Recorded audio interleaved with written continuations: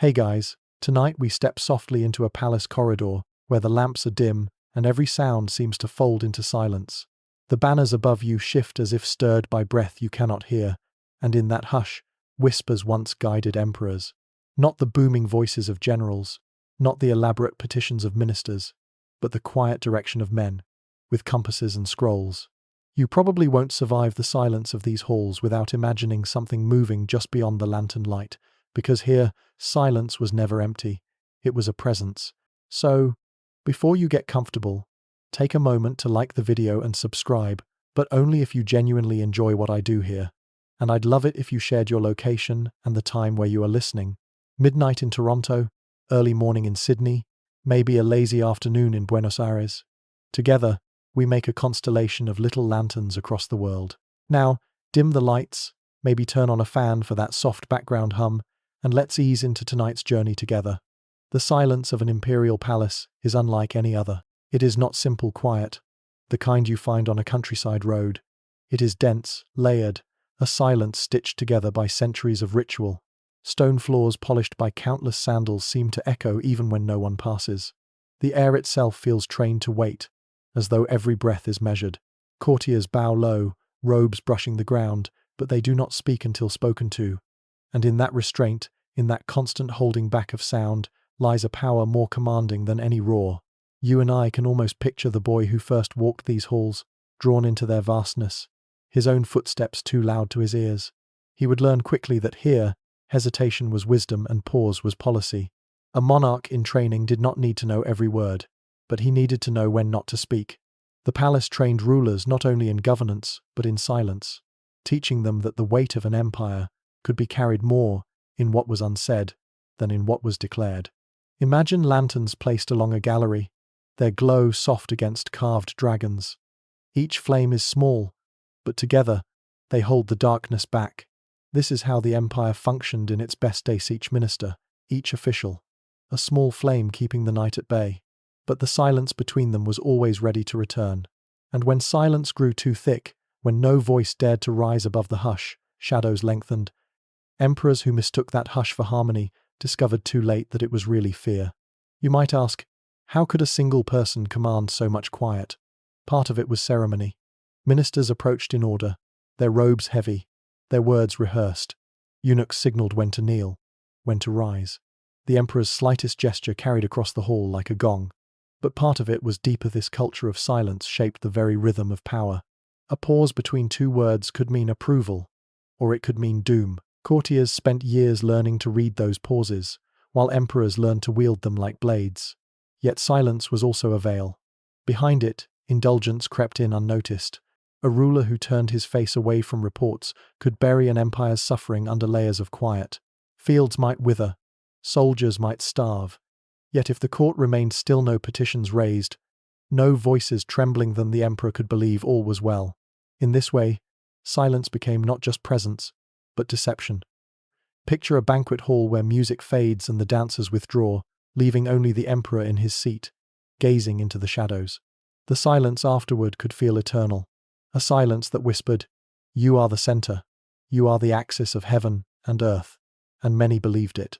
Emperors came to mistake the hush for reverence, when sometimes it was simply exhaustion, the court too weary or too frightened to break the stillness. It is easy, under such conditions, to drift, to imagine that governance is as effortless as raising a cup, that harmony will flow as long as you maintain the ritual. But dynasties were not lost to thunder alone. They were undone by sighs, by muffled complaints, by the soft withdrawal of loyalty hidden beneath silence.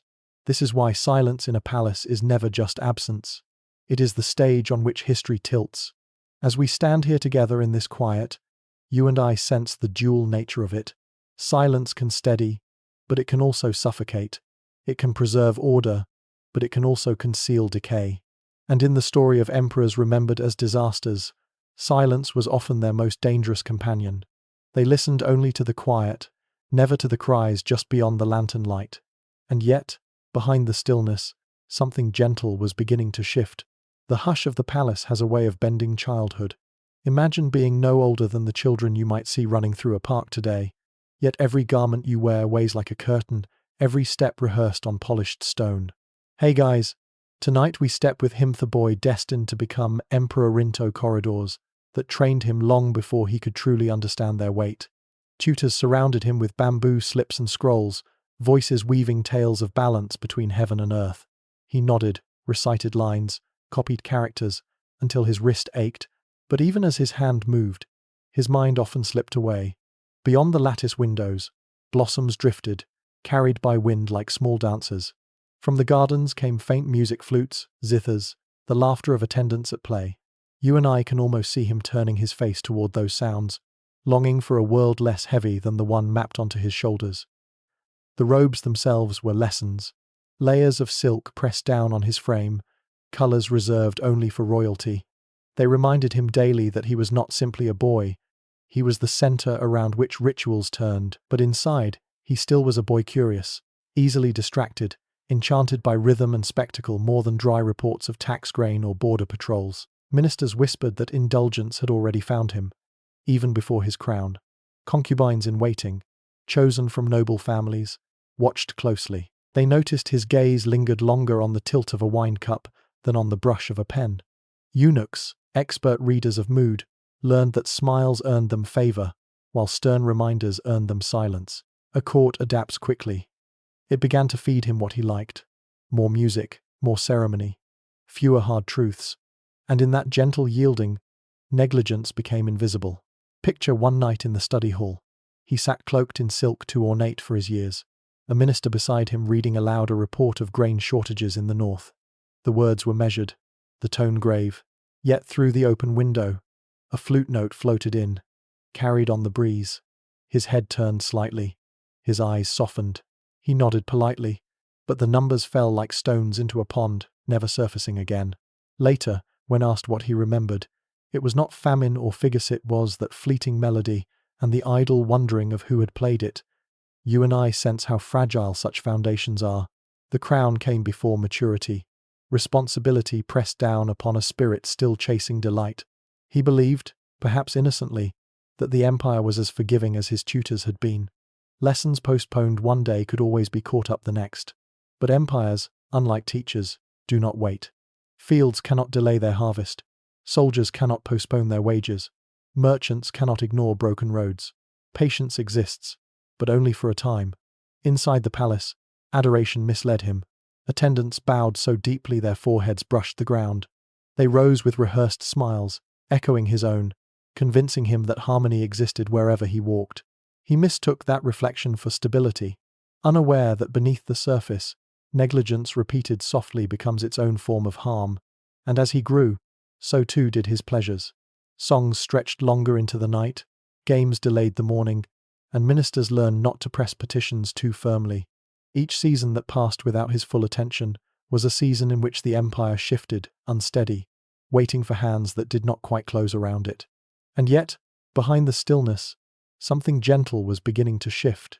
The palace within the palace was the harem, a maze of chambers heavy with fragrance and soft laughter. To the emperor, still young enough to crave warmth and companionship, these rooms felt like refuge. Here, silk curtains moved with hidden breezes, and lanterns painted slow shadows across polished floors. Here, every smile seemed to promise devotion, and every voice arrived softened by poetry or song. At first, it felt harmless, even healing. Nights filled with music, dancers turning like petals in the air, poems recited in tones so delicate you might imagine they were lullabies.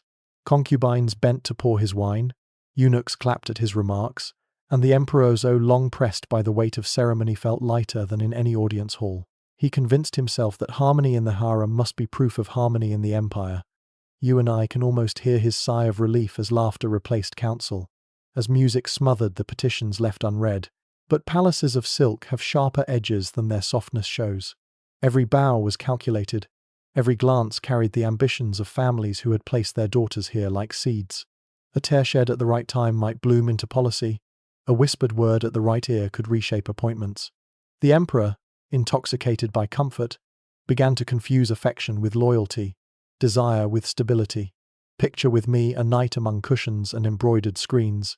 Dancers move in slow circles, sleeves wide as waves. A favored consort leans close, her voice a murmur over the music, a complaint about a governor, a plea for her household. The emperor, softened by wine and attention, nods. By dawn, the governor is dismissed, and another connected to her family stands in his place. The empire tilts, not through reasoned debate, but through a whisper carried across a pillow. Ministers outside these walls knew. They saw decrees arrive without the weight of counsel, watched appointments drift toward factions favored by silk and perfume. They bowed lower, spoke softer, and disguised frustration as praise. To protest was not only risky, it was useless. Power no longer moved through the hall of governance but through chambers painted with cranes and phoenixes. The harem became more than a sanctuary. It became a council chamber of its own. Decisions once crafted through scrolls and arguments now emerged from laughter and subtle tears. The empire was steered not by deliberation but by presence, by the quiet negotiation of who sat nearest, whose hand lingered longest, whose sigh seemed deepest. And the rivalries deepened. A jealous look between concubines bloomed into suspicion. Suspicion grew into accusations whispered to eunuchs, passed along until they became rumors with sharp edges. The emperor, caught in webs of affection and intrigue, found it harder to know who was loyal, who was sincere, who only mirrored his reflection back at him. Meanwhile, beyond these perfumed corridors, farmers continued to plant, soldiers continued to wait for their pay, merchants traced cracks in roads that went unrepaired. Their burdens grew heavier, but the emperor mistook the devotion around him for devotion everywhere. He believed the empire would bend as willingly as his companions did, yield as gently to his desires. But you and I, standing in these silk-lined chambers, can sense the fracture. The music continues, the dances dazzle, but underneath, the empire shifts. Threads of silk tighten not just around a ruler's heart, but around the pillars of the dynasty itself. Nights that should end in decrees end instead in poetry. Days that should begin with audiences begin instead with silence. And so the empire, rich in fragrance and music, began to lose its rhythm. And yet, behind the stillness, something gentle was beginning to shift. Beyond the scented chambers of the harem stood the grand audience hall, vast as a forest of pillars, its painted dragons and clouds gazing down from the beams above. Here, the empire was meant to find its voice. Ministers presenting reports, generals giving counsel, accountants tallying grain. Yet when the emperor took his seat, robes heavy and crown glinting, the air felt thinner than it once had. You and I can almost hear the change. Once, petitions were carried in boldly, words spoken with weight. Now, each voice trembled, wrapped in caution. A minister unrolled his scroll to speak of famine in the north, but he dared not sound urgent. He described the shortage as a seasonal trial, knowing that sharper words might offend. Another rose to warn of soldiers growing restless at unpaid wages. The emperor smiled faintly, as though such warnings were impolite, as though silence itself were harmony. Truth had grown cautious here. Words that once rang clear were now costumed in flattery. A costly project was praised as visionary, a rebellion called a passing breeze. Ministers who longed to speak plainly softened their tones, knowing bluntness could end careers or worse, summon indifference. Slowly, the great hall lost its voice. It became less a chamber of governance and more a stage, each man performing lines rehearsed to please one listener. Other figures moved in the shadows, filling the silence. Eunuchs, close to the emperor in his private hours, began to shape the rhythm of audiences. They decided who spoke first, who was delayed, whose petitions never arrived at all. Concubines, though absent from the hall, shaped outcomes as well. Words murmured in private chambers reappeared here, already polished into decrees. Ministers bowed to the emperor, but often they were bowing to voices they could not see. The mandate of heaven, once imagined as a single beam of light upon one throne, now refracted through silk curtains and hidden corridors. Decisions slowed, their reasoning blurred. A famine lingered longer than it should. A border force remained unpaid. A canal swallowed more labor than it yielded in harvest. Yet incense continued to burn. Ceremonies continued. And the emperor, calm and serene, mistook ritual for governance. Outside, dissonance grew sharper. Farmers grumbled as grain was taken for palaces and festivals. Soldiers in garrisons wondered why their pay arrived late while the capital glittered at night. Merchants dragged carts along crumbling roads even as marble halls were polished daily. Their voices had not yet reached the throne, but they swelled like water behind a dam, patient but heavy. Inside, the emperor sat serene, believing his stillness was reflected in the empire. He did not see that silence can conceal exhaustion, that bowed heads may lower from habit, not from reverence. The court, trained to flatter, sustained the illusion. Every nod of approval, every poem offered as advice, was another thread tying him tighter to unreality. The hall itself began to feel hollow. Dragons painted above seemed to float in emptiness. Footsteps echoed louder than truth. Governance had become a play performed for one audience member who no longer looked closely at the stage. And yet, behind the stillness, something gentle was beginning to shift. There comes a moment in every reign when authority begins to feel less like inheritance and more like inevitability. For this emperor, that moment arrived quietly, in the pause between one decree and the next. He had grown accustomed to the weight of the throne, and now he mistook its heaviness for permanence. You and I can almost see him, seated high upon carved wood, believing not only that heaven's mandate had chosen him, but that heaven itself had folded into his will. At first, power glimmered with brilliance. Roads stretched across valleys like ribbons. Palaces rose like constellations scattered upon the earth. Canals bent rivers into obedience, as though nature itself existed to mirror his designs. Every gesture of his hand seemed answered by 1,000 laborers. Every word seemed echoed by ministers who bowed so low their foreheads touched the stone. In those moments, greatness felt not like aspiration, but fact. But power, mistaken for destiny, slips easily into illusion. Ministers discovered that their safety lay not in truth but in reflection. If he dreamed of monuments, they praised his vision. If he longed for festivals, they hailed his generosity. Applause hardened into policy, and soon every echo sounded like truth. Those who whispered caution found their voices trailing into silence. Those who brought accounts that displeased saw their warnings vanish, as though erased from parchment by invisible hands. The emperor, emboldened, demanded more. He travelled with entourages so vast that villages emptied themselves to serve him, leaving fields untended. He ordered canals widened, not for need, but for spectacle, to prove that earth and water bent before him. Festivals extended for weeks, the treasury bleeding coin as lanterns bloomed across the night sky. To him, these were confirmations that he commanded not only men but seasons, not only armies but stars. Picture one evening, the terrace lined with lamps stretching into the distance. Below, the city glowed like a vast constellation. He raised a cup to the heavens and felt certain he was their equal, if not their master. It was intoxicating, this sense that destiny itself pulsed with his heartbeat, but you and I can hear what he could not. That applause, repeated too often, thins into emptiness. That lanterns burning too brightly consume their own oil. The paradox deepened. The more he commanded, the less connected he became. Villagers struggled to meet his demands, yet their struggles never reached his ears. Soldiers lost faith as wages arrived late, but their doubts never crossed the polished floors of his hall. Ministers trimmed their words until nothing remained but flattery. The empire moved, but its movements no longer matched its needs. Still, he believed rivers would carve themselves at his order, that stars would shine longer at his glance, that the silence of his court was reverence rather than fatigue. In that belief, power ceased to be stewardship and became theatre, and like all theatre, it required constant applause to sustain itself. You and I can sense the fragility beneath the grandeur. Roads stretched, but fields weakened. Palaces gleamed, but granaries emptied. Paradise delighted the capital, but left borders unguarded. He looked outward and saw eternity. We look closer and see stone beginning to loosen beneath his feet. And yet, behind the stillness, something gentle was beginning to shift. At the crest of his reign, the empire glittered as though heaven itself had scattered its stars upon the earth. Everywhere he travelled, the world arranged itself into ceremony. Villagers knelt by dusty roads, foreheads pressed against the ground. Eunuchs hurried ahead to scatter petals. Musicians lifted flutes to the air so that silence could never linger. At night, lanterns bloomed across entire cities, until darkness itself seemed banished. To the emperor, this was devotion. To those who lived it, it was exhaustion painted as glory.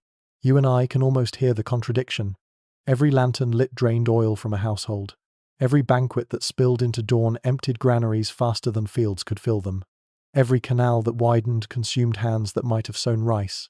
The empire's applause concealed its hunger, yet the emperor drank it like nectar. He saw loyalty where there was only weariness, harmony where there was only habit. Inside the palace walls, splendor grew unchecked. Marble gleamed under constant polishing. Bronze drums thundered for processions that stretched for days. Palaces rose like forests of carved beams, lacquered so richly that their surfaces shone like water. Banquets layered dish upon dish, wines upon wines, until the air itself was heavy with perfume. Ministers praised it as heaven's favor, and poets compared it to eternal spring. But the spring was only on parchment. Outside, the fields grew thin. Imagine one terrace at night. The emperor stands with a cup raised to the stars. Below him, the capital glows, rivers glistening like silver threads, lanterns shimmering like galaxies. He believes this light proves destiny's blessing, that eternity has taken form in his reign. It is breathtaking. Yes, but light this bright always casts deeper shadows. You and I can sense them at the edges of the glow. Villagers drained, soldiers unpaid, families whispering of burdens heavier than they can bear. Ministers wrapped even disasters in poetry. A famine was called a test of endurance. Rebellion was softened into local unrest. The emperor, smiling faintly, accepted these disguises as truth. Calmness became his measure of success. Yet calmness, in this case, was only silence purchased at the cost of honesty. The hall echoed with flattery until flattery itself felt like reality. Beyond the city walls, patience thinned. Farmers muttered over meager harvests taken for taxes. Soldiers grumbled in tents, their armor rusting, their wages delayed. Merchants traced the cracks in crumbling roads, wondering how long goods could reach the capital. But in the palace, music drowned these murmurs, and the emperor believed applause was endless. This was splendor too bright to last. The empire's body, stretched thin, trembled beneath the weight of its own glitter. Grandeur had become accusation. What shone as proof of heaven's mandate by day became whispers of its withdrawal by night. And yet, behind the stillness, something gentle was beginning to shift. The glow of lanterns faded, but the burdens they left behind did not. In villages far from the capital, the truth could no longer be disguised by poetry or parades. Fields left untended for conscripted labor grew patchy. Families sold heirlooms to buy grain. At night, the hearth's fire burned lower, and around it the stories changed. Children once heard tales of heroic emperors. Now they listened to laments of rulers who feasted while their people starved. You and I can almost hear those sighs, heavier than thunder, slipping through the countryside. Soldiers, too, felt the weight. Their wages arrived late, if at all. Armor rusted, weapons dulled. Instead of standing guard at the borders, they were called to march in parades designed to dazzle envoys. In their camps, whispers moved faster than orders, questions about whether heaven had turned its back, whether loyalty had been wasted on a court deaf to their hunger. An empire does not collapse in a single blow. It loosens first in hesitation, and hesitation now filled the ranks. Meanwhile, in the palace, the emperor paced long corridors lined with incense smoke. Banquets had grown smaller, the courtiers fewer, their smiles more strained. Even the music, once enough to erase his unease, now lingered uneasily, its notes hanging like smoke that refused to clear. He remembered, dimly, warnings offered years before, words he had dismissed as too harsh. For a heartbeat he wondered if those voices had been right, but the thought passed quickly. Drowned in another performance, another cup, another night of distraction. The very symbols of his greatness turned against him. Canals silted, palaces drained coin, feasts mocked the hunger outside their walls. Grandeur became accusation. What had been proof of heaven's favor now felt like evidence of its withdrawal. And yet he clung to illusion, for to admit the truth would be to admit that even the Son of Heaven could be abandoned. Among the people, omens gained power. An eclipse became judgment, a flood punishment, a comet heaven's handwriting against the sky. Fear grew into anger, anger into quiet defiance. Farmers hid grain, soldiers shirked orders, ministers whispered succession behind closed doors. The empire did not bend anymore. It resisted, silently at first, then with cracks that no silence could seal. And you and I can feel it, walking through these dimmed halls. The palace still burns incense. The ceremonies still unfold, but another sound seeps beneath the rituals, the weary breath of a people no longer willing to carry so much. The decline does not roar. It sighs through empty granaries, through silent barracks, through bowed heads that no longer lower out of reverence, but out of habit. And yet, behind the stillness, Something gentle was beginning to shift. When the banquets ended and the lanterns dimmed for the last time, what remained was not applause but echo. The emperor, once surrounded by music and silk, passed into memory. Yet the memory did not fade as quickly as the perfume of a feast. It lingered, sometimes whispered in chronicles, sometimes muttered at village firesides, sometimes carried as warnings in the hearts of ministers who had survived his reign. You and I can almost hear those shadows still breathing in the corridors, long after the throne stood empty. The official records were careful. Historians seldom dared to write that an emperor was disaster. Instead, they chose words like extravagant, distracted, or misguided. But between the brushstrokes, the verdict was clear. Monuments gleamed, while fields starved. Canals consumed labor but yielded little. Festivals devoured coin as villagers bent under debt. The ink was polite, but the truth seeped through, like water darkening silk. For the people, the memory was sharper.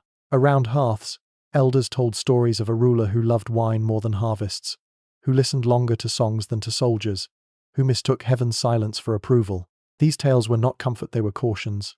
Children learned that a dynasty could collapse not by invasion alone but by indulgence, not by thunder but by sighs. Ministers who lived through the court carried their scars forward. They remembered how honesty had turned to danger, how flattery had become the only safe tongue. When they served the next emperor, some counseled more boldly, invoking the ghost of decline as a warning. Others stayed cautious, fearing truth might again be treated as rebellion. In this way, the shadow of one ruler shaped the behavior of those who followed, long after his music had gone silent. And the empire itself bore marks. Soil pressed harder than before, treasuries thinner, armies less certain of their loyalty, borders less guarded. Decline, once begun, seldom ends with one life. It ripples outward, touching generations not yet born. Yet even in failure, there was humanity. The emperor remembered as disaster had once been a child in gardens, dazzled by blossoms, later a youth enchanted by music, a man searching for affection and mistaking it for destiny. His tragedy was not that he wanted beauty or comfort, but that he believed beauty and comfort could carry the weight of a throne. You and I, standing in these shadowed halls, sense the paradox. Even disasters leave behind lessons. Grandeur without grounding becomes emptiness. Silence in court breeds silence in the fields. A ruler who forgets his people risks being forgotten by heaven. And so the shadow becomes not just condemnation but reminder that power is fragile, that neglect can weigh heavier than thunder, that dynasties fall not only to enemies at the gate, but to weaknesses at their heart. And yet, behind the stillness, something gentle was beginning to shift.